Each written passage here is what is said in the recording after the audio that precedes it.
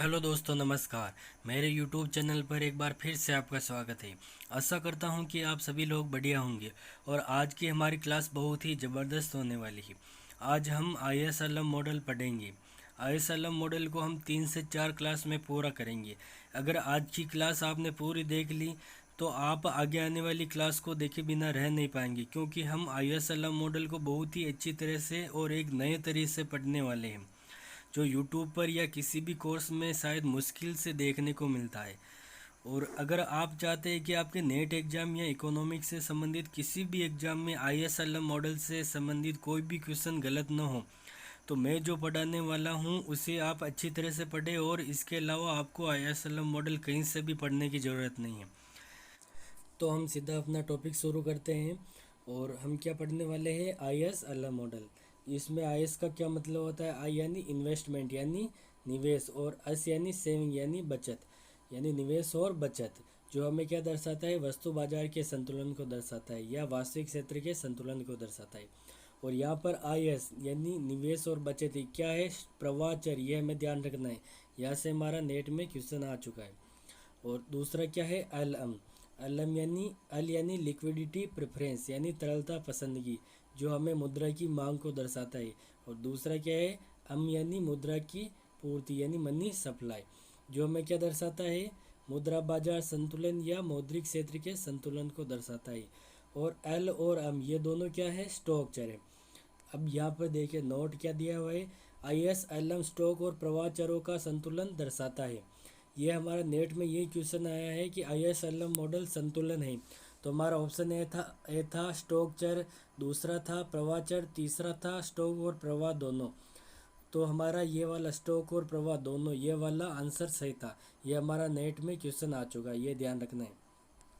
अब देखिए किसने क्या बताया? वस्तु बाजार के संतुलन कहाँ पर बताया? जहाँ एग्रीगेट डिमांड और एग्रीगेट सप्लाई बराबर हो, वहाँ पर वस्तु बाजार संतुलन होता है, और इसी को IS कहते हैं। और दूसरा क्या है? उसने किसने क्या बताया है? मुद्रा बाजार के संतुलन को कैसे बताया?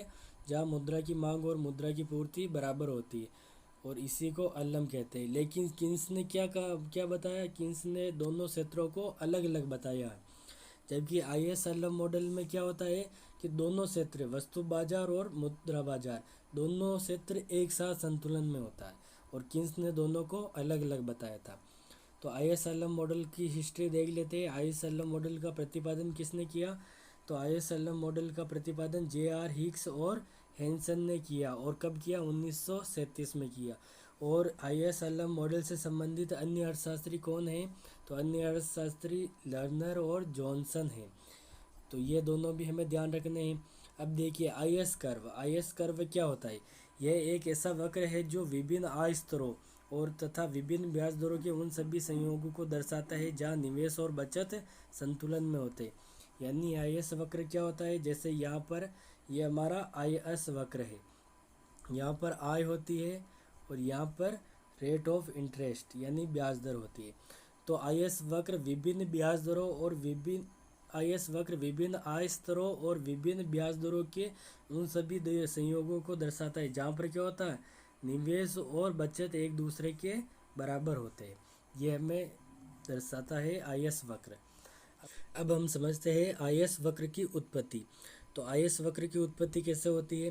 तो ये हमारा एग्रीगेट डिमांड का समीकरण दिया हुआ है, जहाँ पर हमें पता चलता है स्पष्ट कि हमारी रेट ऑफ इंटरेस्ट यानी ब्याज दर और एग्रीगेट डिमांड एक दूसरे से विपरीत रूप से संबंधित है। जब हमारी ब्याज दर घटती है तो एग्रीगेट डिमांड और निवेश दोनों क्या होते हैं? बढ़ते हैं। यह हमें ध्यान रखना है। अब देखिए हमारा aggregate supply 45 degree line aggregate supply है, और हमारी प्रारंभिक एग्रीगेट डिमांड AD0 है, जहाँ पर हमारी ब्याज दर क्या है? R0 है। अब देखिए हमारी ब्याज दर क्या थी? R0। अब R0 से घटकर क्या हो जाती है? R1। ब्याज दर घटती है। ब्याज दर घटने से क्या होता है? एग्रीगेट डिमांड बढ़ जाती है। अब ब्याज दर घटकर R1 होती है तो एग्रीगेट डिमांड बढ़ जाती है। तो ये एग्रीगेट डिमांड वक्र ऊपर की ओर शिफ्ट हो जाता है। तो हमारी आय बढ़कर क्या हो जाती है? Y1। Y0 से बढ़कर Y1 हो जाती है। अब देखिए इसे हम नीचे वाले चित्र में समझते हैं, जहाँ पर यहाँ पर हमारी आय दर्शाई गई है और यहाँ पर हमारी ब्याज दर दर्शाई गई है। अब देखिए, जब आई वाई जीरो थी, आई क्या थी, वाई जीरो थी, वाई जीरो लेवल पर तब ब्याज दर क्या थी, आर जीरो थी। यहाँ पर हमारी आर जीरो थी। अब हमारी ब्याज दर घटकर, ब्याज दर क्या हुई, घटकर क्या हुई, आर वन, और आय बढ़कर क्या हुई, वाई वन। तो वाई वन आय स्तर पर हमारी ब्याज दर क्या हुई, घट गई, यानी पहले वाली ब्याज दर से नीचे वाले स्तर पर घटकर कम हुई, जबकि आय का स्तर क्या हुआ, बढ़ा। तो हमें यहाँ पर ये एक और ये दो बिंदु मिले, हम दोनों को मिला देते हैं तो हमारा क्या बना, आई एस वक्र। ये हमारा एक बार वापस समझा देता हूँ मैं, कि जैसे हमारी यहाँ पर ये थी हमारी आर जीरो, आर जीरो ब्याज दर थी, तब आय क्या थी, वाई वन, वाई जीरो थी सॉरी। और जब हमारी ब्याज दर क्या हुई, घटकर क्या हो गई, आर वन हो गई, तो हमारी आय बढ़कर क्या हो गई, वाई वन हो गई। तो हमारे ये दोनों बिंदु को हम मिलाते हैं तो हमारा कौन सा वक्र बनता है, आई एस वक्र बनता है। तो ऐसे हमारी ये आई एस वक्र की उत्पत्ति हुई। आप इसे यहाँ से अच्छी तरीके से समझ सकते हैं। अब देखिए, आई एस वक्र का ढाल कैसा होता है, आई एस वक्र का ढाल ऋणात्मक होता है, जो क्या दर्शाता है कि रेट ऑफ इंटरेस्ट यानी ब्याज दर और आय स्तर में विपरीत संबंध होता है। अब देखिए, आई एस वक्र का समीकरण, और हम आई एस वक्र को, इस समीकरण को समझते हैं, और वो भी कौन सी अर्थव्यवस्था में, बंद अर्थव्यवस्था में। तो हम देखते हैं कि हम जानते हैं कि y बराबर क्या होता है, सी प्लस आई प्लस जी, जो हमारा आय का समीकरण है, जो हमने पहले गुणक वाले में भी पढ़ा था। और ये देख लेते हैं हम कि जो हमारा सी है, सी का फंक्शन क्या होता है, सी का फलन क्या होता है, सी बराबर क्या होता है, सी नोट, जो हमारा क्या है, स्वायत्त उपभोग, प्लस क्या होता है, सी वन यानी एम पी सी, सीमांत उपभोग प्रवृत्ति, और क्या होता है, वाई डी यानी डिस्पोजेबल इनकम। और वाई डी बराबर क्या होता है, वाई माइनस टी होता है, जहाँ पर आई में से टैक्स घटा दिया हो जाता है। तो हमने डायरेक्ट यही लिखा है, ये हमारा क्या है, उपभोग फलन है। और दूसरा क्या हमारा, इन्वेस्टमेंट निवेश है, तो ये हमारा निवेश फलन है, जहाँ पर आई नोट माइनस बी आर दिया होता है। और तीसरा हमारा जी है, सरकारी उपभोग व्यय, जिसे हम जी नोट मान लेते हैं। अब देखते हैं हम इसको, ये तीनों, इस समीकरण को हम पूरे फंक्शन के साथ लिखते हैं तो ये रूप आता है, जहाँ पर हमारा क्या है, ये हमारा उपभोग फलन, ये हमारा निवेश फलन है, और ये हमारा सरकारी व्यय है। अब हम इसे हल करते हैं आगे, तो हमारा, हम इस कोष्टक को खोलते हैं तो सी वन वाई माइनस सी वन टी जीरो, बाकी के सारे हम ऐसे के ऐसे उतार लेते हैं। अब हम आगे देखते हैं तो हम, हमारा एक तो y ये इधर है, और y कहाँ पर है, और c1 के साथ भी y है, तो हम इसको भी बराबर के इस साइड में लाएंगे, बराबर के लेफ्ट साइड लाएंगे इसको भी। तो ये हमारा बराबर हो गया, और यहाँ पर ये c1y प्लस में है तो इधर आएगा तो माइनस में हो जाएगा, ये माइनस में हो गया। अब हम बाकी के जो भी बच रहे थे उसको, उनको हम वैसे के वैसे उतार लेते हैं। तो बाकी के सारे को हम ऐसे के ऐसे उतार लिया हमने। अब हम देखेंगे हमारा यहाँ पर कॉमन क्या आएगा, y कॉमन आएगा, कोष्टक में क्या बचेगा, एक माइनस सी वन बचेगा। तो हम इसे यहाँ पर लिख देते हैं, हमने यहाँ पर लिख दिया, यहाँ पर ऐसे लिख दिया इसको।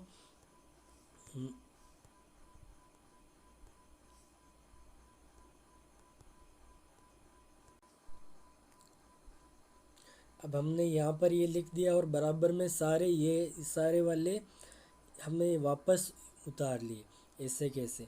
अब हमने ये वाले जो भी सारे चर थे हमने ऐसे कैसे यहाँ पर ये वापस उतार लिए, और ये हमारा वन माइनस सी वन, ये हमारा वाई से गुणा में था तो इधर क्या आ जाएगा, बटेवा में भाग में आ जाएगा। तो ये हमारा वाई का मान है, जो हमारा क्या है, आई एस वक्र का समीकरण है। और कौन सी अर्थव्यवस्था में, बंद अर्थव्यवस्था में, क्योंकि हमने विदेशी व्यापार एक्सपोर्ट इंपोर्ट को यहाँ पर नहीं लिया है। अब हम समीकरण से क्या देख सकते हैं कि रेट ऑफ इंटरेस्ट यानी ब्याज दर, हमें समीकरण, ये हमारा समीकरण एक है, तो समीकरण एक से हम क्या देख सकते हैं कि हमारा आई एस वक्र ऋणात्मक ढाल का होता है, क्योंकि ये हमारी आय और ये हमारी ब्याज दर, इन दोनों में क्या होता है, विपरीत संबंध होता है।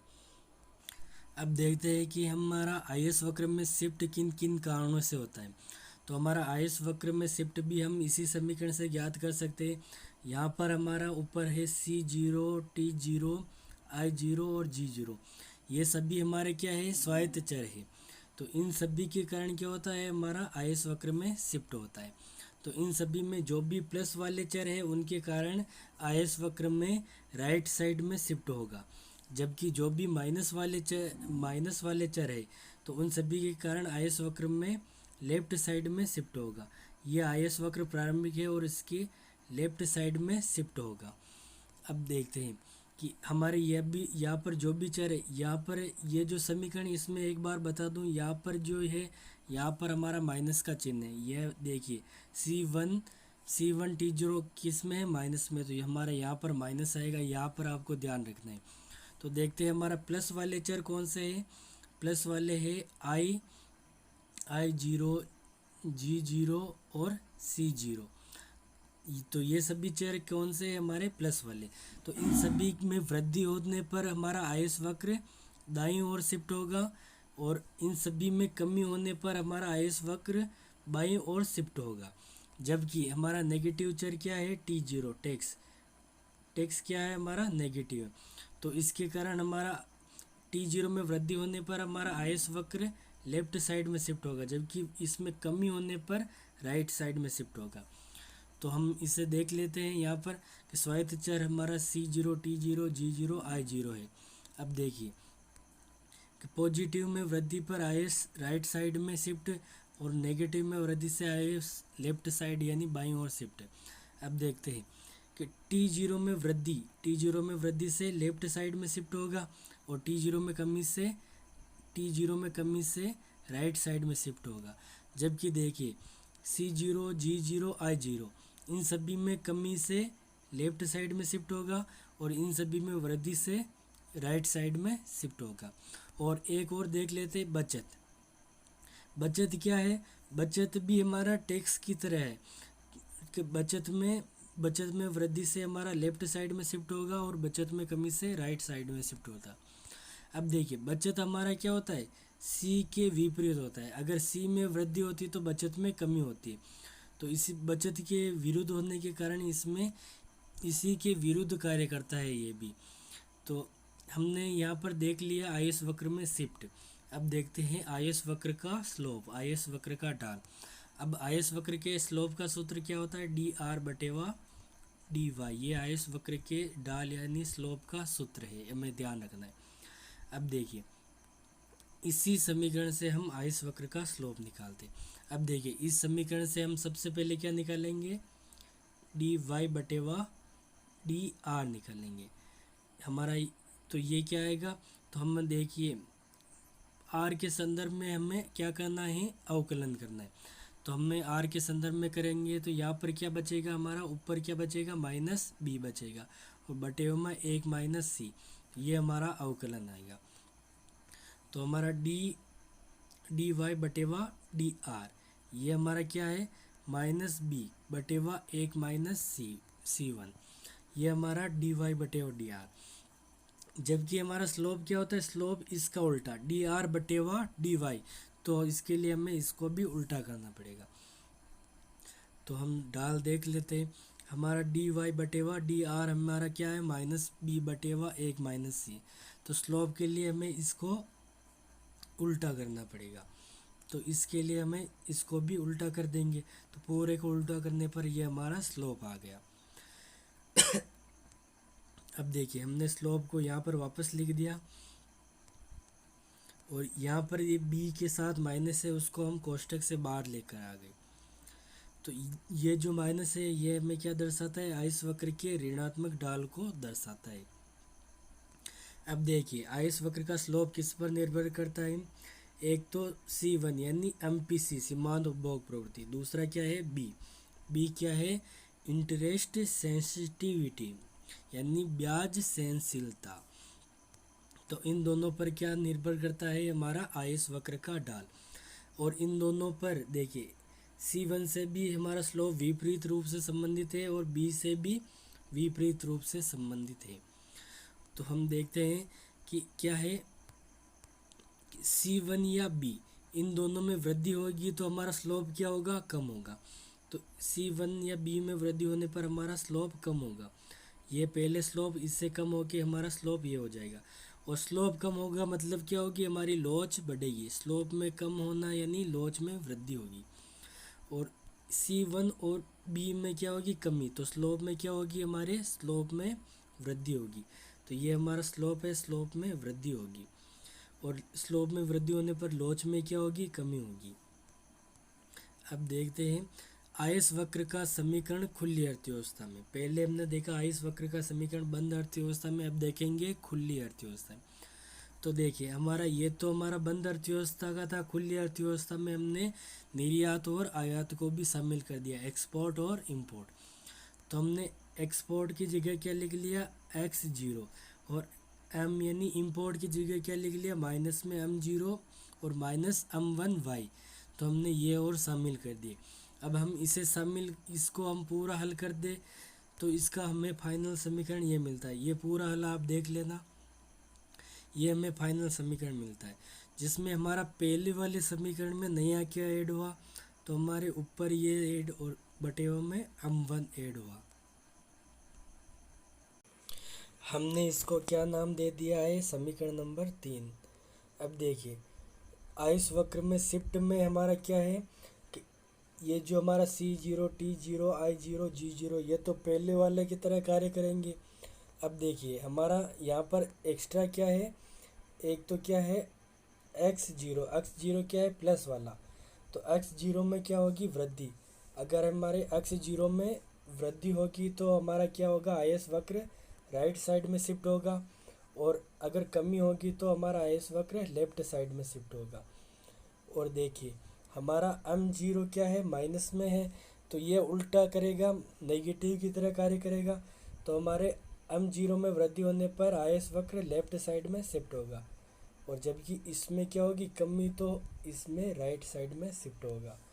तो ये हमारा m0 कार्य करेगा, यानी m0 हमारा टैक्स की तरह कार्य करेगा और x0, C0, I0, G0 की तरह कार्य करेगा। तो ये हमने पूरा एक साथ लिखा हुआ है, आप इसे देख लेना। अब हम देखते हैं स्लोप। तो स्लोप का हमारा सूत्र वही है, हमें क्या निकालना है, सबसे पहले यहाँ पर निकालना है dy/dr निकालना है। तो हमारा ऊपर तो क्या बचेगा, माइनस b बचेगा, और बटेवा में क्या बचेगा, बटेवा में ये आ जाएगा पूरा 1 माइनस C1 प्लस m1। तो ये हमारा क्या हो गया, dy/dr। और इसके स्लोप के लिए हमें क्या करना पड़ेगा, इसको उल्टा करना पड़ेगा। dy/dr ये है और स्लोप के लिए हमने इसको उल्टा कर दिया, तो ये हमारा स्लोप हो गया। अब देखिए यहाँ पर स्लोप में हमारा m1 एक्स्ट्रा ऐड है। और हमारा m1 है क्या, m1 है MPI, सीमांत आयात प्रवृत्ति है। हमारा m1 क्या है, सीमांत आयात प्रवृत्ति। तो हमारा स्लोप किस पर निर्भर करता है, C1 और B से तो विपरीत रूप से संबंधित है, जो हमने पहले भी देख लिया था। जबकि हमारा m1 से क्या है, पॉजिटिवली धनात्मक रूप से संबंधित है। अब देखिए C1 यानी MPC, B यानी ब्याज संवेदनशीलता, इन दोनों में तो क्या होगी, वृद्धि। या फिर m1 यानी सीमांत आयात प्रवृत्ति, इसमें क्या होगी, कमी। तो आयस वक्र का स्लोप क्या होगा, कम होगा और लोच बढ़ेगी। और इसके विपरीत भी इसी तरह होगा। तो ये हमारा क्या था, खुली अर्थव्यवस्था में समीकरण था। हमने बंद अर्थव्यवस्था और खुली अर्थव्यवस्था दोनों का अध्ययन कर लिया है। अब हम दोनों स्थितियों का तुलनात्मक अध्ययन करेंगे। तो हमारा देखिए ये हमारा बंद अर्थव्यवस्था का समीकरण है और ये हमारा खुली अर्थव्यवस्था का समीकरण है। अब हम इसमें क्या देखते हैं कि इसमें ये हमारा फ़र्क है कि एक्सपोर्ट और इंपोर्ट का फ़र्क है। अब हम देखते हैं कि हमारा एक्सपोर्ट इंपोर्ट से ज़्यादा होता है, क्या निर्यात आयात से ज़्यादा हो तो क्या होगा, कि ओपन इकोनॉमी में एग्रीगेट एक्सपेंडिचर यानी समग्र व्यय क्या होगा, बंद अर्थव्यवस्था की तुलना में ज़्यादा होगा, क्योंकि हमारा एक्सपोर्ट क्या हो रहा है, ज़्यादा हो रहा है, तो हमारा एग्रीगेट एक्सपेंडिचर यानी समग्र व्यय क्या होगा, ज़्यादा होगा बंद अर्थव्यवस्था की तुलना में। और अगर हमारा एक्सपेंडिचर ज़्यादा होगा तो आईएस वक्र भी क्या होगा, ज़्यादा राइट साइड में होगा। देखिए मैं आपको यहाँ से सीधा समझा देता हूँ। यह हमारा ROI रेट ऑफ इंटरेस्ट है, यह हमारी आय है। अब देखिए अगर हमारा एक्सपोर्ट ज़्यादा है, इम्पोर्ट यानी निर्यात आयात की तुलना में ज़्यादा है, तो हमारा जो आईएस वक्र है बंद अर्थव्यवस्था का, ये क्या है, बंद अर्थव्यवस्था का है। इसकी तुलना में खुली अर्थव्यवस्था का आईएस वक्र क्या होगा, दाई साइड में होगा। ये हमारा आईएस वक्र क्या होगा, खुली अर्थव्यवस्था का जो दाई साइड में होगा। तो अब देखिए दूसरी स्थिति क्या है कि अगर एक्सपोर्ट और इंपोर्ट दोनों क्या है, बराबर, तो ये बंद अर्थव्यवस्था का आईएस भी ये होगा और खुली अर्थव्यवस्था का आईएस भी ये होगा, दोनों का समान होगा। अब देखिए तीसरी स्थिति क्या है कि अगर हमारा एक्सपोर्ट कम है इंपोर्ट से, यानी आयात ज़्यादा है निर्यात कम है, तो ऐसी स्थिति में ये हमारा आईएस वक्र क्या है, खुली अर्थव्यवस्था का, और हमारा ये आईएस वक्र है बंद अर्थव्यवस्था का। तो बंद अर्थव्यवस्था का आईएस वक्र हमारा क्या होगा, राइट साइड में होगा। यहाँ पर हमने बंद और खुली अर्थव्यवस्था की जो तुलना की, उसके लिए क्या होना चाहिए, ओपन इकोनॉमी यानी खुली अर्थव्यवस्था और बंद अर्थव्यवस्था दोनों में क्या होना चाहिए, आईएस वक्र का स्लोप समान होना चाहिए। बंद अर्थव्यवस्था और खुली अर्थव्यवस्था में आईएस वक्र का स्लोप समान होना चाहिए। अब हम तुलना करते हैं आईएस वक्र के स्लोप की। तो देखिए खुली अर्थव्यवस्था में स्लोप हमारा यह था और बंद अर्थव्यवस्था में स्लोप यह था। अब देखिए यानी अगर हमारा M1 क्या होता है, जीरो, M1 क्या हो गया, जीरो, तो हमारा बंद अर्थव्यवस्था और खुली अर्थव्यवस्था का स्लोप क्या हो जाएगा, समान, क्योंकि देखिए M1 को जीरो करते ही ये दोनों क्या हो गए, समान हो गए एक तरह से। अगर हमारा M1 जीरो से बड़ा यानी पॉजिटिव होगा, तो हमारा ओपन इकोनॉमी का स्लोप क्या होगा, ज़्यादा, खुली अर्थव्यवस्था का स्लोप ज़्यादा होगा, क्योंकि यहाँ पर M1 क्या है, प्लस में है, तो हमारा स्लोप क्या हो जाएगा, ज़्यादा हो जाएगा। अब देखिए हमारा अगर M1 क्या है, पॉजिटिव यानी प्लस में है, जीरो से ज़्यादा है, नेगेटिव तो होता है नहीं, जीरो या जीरो से बड़ा, तो जीरो से बड़ा है, तो हमारा जो ये देखिए क्लोज इकोनॉमी का क्या है, हमारा स्लोप है, और ये हमारा क्या है, ओपन इकोनॉमी, तो ओपन इकोनॉमी में स्लोप क्या है, ज़्यादा है। देखिए स्लोप जितना ज़्यादा होगा उतनी लॉज क्या होगी, कम, और स्लोप कम होगा तो लॉज क्या होगी, ज़्यादा होगी। अब देखिए अभी तक हमने एक मुश्त कर यानी लंप सम टैक्स की के बारे में पढ़ा। अब हम किसके बारे में पढ़ेंगे, अब हम अनुपातिक कर के बारे में पढ़ेंगे। देखिए हमने जो भी पढ़ा था ना, अभी तक हमने पढ़ा था, उसमें हमने YD डिस्पोजेबल इनकम के लिए क्या लिया था, Y-T लिया था। ये हमारा क्या था, एक मुश्त कर था। अब हम क्या लेंगे, YD का मान क्या लेंगे, YD इसका मान लेंगे Y-TY। ये हमारा क्या है, अनुपातिक कर है यानी प्रोपोर्शनल टैक्स है। तो अब हम क्या देखेंगे, प्रोपोर्शनल टैक्स यानी अनुपातिक कर में हम देखेंगे पूरा समीकरण। तो हमारा उपभोग फलन ये हो गया, जहाँ हमने क्या लिया था, पहले लिया था हमने लंप सम टैक्स यानी एक मुश्त कर लिया था, अब हम लेंगे अनुपातिक कर। तो हमने यहाँ पर अनुपातिक कर वाला मान रख दिया। अब हम इसको पूरा जैसे पहले हल किया वैसे हल करेंगे, तो हमारा ये हमारा अंत में समीकरण आ जाएगा, आईएस वक्र का समीकरण। अब हम देखिए आईएस वक्र के समीकरण से इसका क्या निकालेंगे, स्लोप। तो स्लोप क्या होगा, स्लोप के लिए dy/dr निकाल लेंगे। तो ये हमारा ऊपर तो बचेगा -b, बटे में ये आ जाएगा पूरा। तो हमारा dy/dr ये हो गया, और हम स्लोप के लिए इसको क्या कर देंगे, उल्टा कर देंगे। तो डी आर बटे और डी वाई बराबर ये हमारा क्या हो गया, स्लोप हो गया। और ये किस में, अनुपातिक कर की स्थिति में। अब देखिए ये हमारा अनुपातिक कर की स्थिति में हमारा स्लोप है और ये हमारा एकमुश्त कर की स्थिति में स्लोप। अब देखिए हमारा यहाँ पर क्या है, स्लोप में ये और ऐड हो रहा है, यानी अनुपातिक कर में क्या होगा, स्लोप ज़्यादा होगा। देखिए अनुपातिक कर का अंश क्या है, बड़ा, अंश क्या है, बड़ा, तो स्लोप भी क्या होगा, ज़्यादा होगा और लोच कम होगी। ये देखिए ये हमारा, देखिए ये हमारा क्या है, एकमुश्त कर, ये हमारा एकमुश्त कर में क्या है, स्लोप है आई एस का।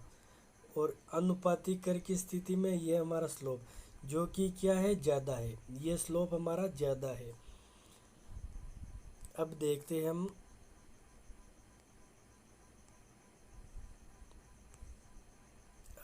अब देखिए यहाँ पर नोट करने की बात यह है कि अनुपातिक कर में क्या है, आई एस का स्लोप बढ़ेगा। अनुपातिक कर में क्या होता है, आई एस का स्लोप बढ़ेगा और एकमुश्त कर में आई एस लेफ्ट में शिफ्ट होगा। देखिए जब हमारा अनुपातिक कर में क्या होगी, वृद्धि होगी, तो हमारा स्लोप क्या होगा, बढ़ेगा। जैसे हमारा ये स्लोप था तो स्लोप बढ़ के ये हो जाएगा अगर अनुपातिक कर में वृद्धि हुई। जबकि हमारा अगर एकमुश्त कर में वृद्धि होती है तो हमारा ये जो है ना पूरा का पूरा लेफ्ट में शिफ्ट हो जाएगा। ये हमें ध्यान रखना है कि ये इम्पोर्टेंट पॉइंट है और हमें ध्यान रखना है। तो हमारा ये क्या हुआ, आई एस वक्र हमने पूरा पढ़ लिया। अब हम आगे वाली क्लास में अवलंब वक्र को पढ़ेंगे। तो आगे वाली क्लास के लिए आप इंतज़ार कीजिए और अभी तक आपने चैनल को सब्सक्राइब नहीं किया है तो जल्दी से सब्सक्राइब कीजिए, वीडियो को लाइक कीजिए और कोई सुझाव हो तो वीडियो के कमेंट में लिख दीजिए और वीडियो में कोई सुधार करना है तो हम वो करेंगे। और वीडियो पूरा देखने के लिए आपको धन्यवाद।